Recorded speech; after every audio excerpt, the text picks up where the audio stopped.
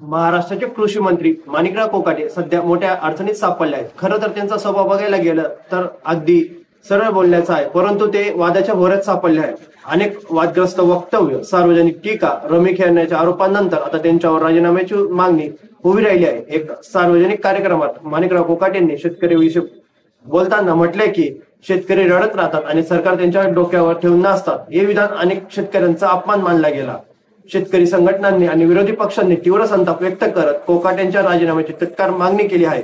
याच दरम्यान एक व्हिडिओ व्हायरल झाला आहे, ज्यामध्ये कोकाटे एका खासगी ठिकाणी रमी नावाचा जुगार खेळताना दिसत असल्याचा आरोप केला आहे। हा व्हिडिओ रोहित पवार यांनी पोस्ट केला आहे। या फुटेजचं सत्य अजूनही स्पष्ट झालेले नाही, त्यामुळे कोकाटेंच्या प्रतिमेला मोठा धक्का बसला आहे। विरोधकांनी जोरदार टीका केली आहे। राष्ट्रवादी काँग्रेस आणि उद्धव ठाकरे गटांनी मुख्यमंत्र्यांनी थेट राजीनाम्याची मागणी केली आहे। अशा वादग्रस्त व्यक्तीला मंत्रिपदावर ठेवणं हा शेतकऱ्यांचा अपमान आहे।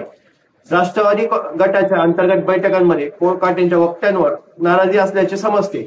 मुख्यमंत्री देवेंद्र फडणवीस यांच्याकडूनही त्यांच्या वर्तनाबद्दल नाराजी व्यक्त झाल्याची माहिती आहे। अशा परिस्थितीत पुढील काही दिवसात कोकाटे यांना राजीनामा द्यावा लागू शकतो। एकीकडे राज्यात दुष्काळसदृश परिस्थिती असताना शेतकरी त्रस्त आहे आणि दुसरीकडे कृषी मंत्री स्वतः चर्चेच्या भोवऱ्यात अडकले आहेत। आता पाहायचे आहे की अजितदादा पवार हे कृषी मंत्री यांचा राजीनामा घेतात की सरकार त्यांना वाचवतं। व्हिडिओ आवडल्यास लाईक करा, कमेंट करा आणि सबस्क्राईब करायला विसरू नका। तुमचे मत खाली कमेंट मध्ये लिहा।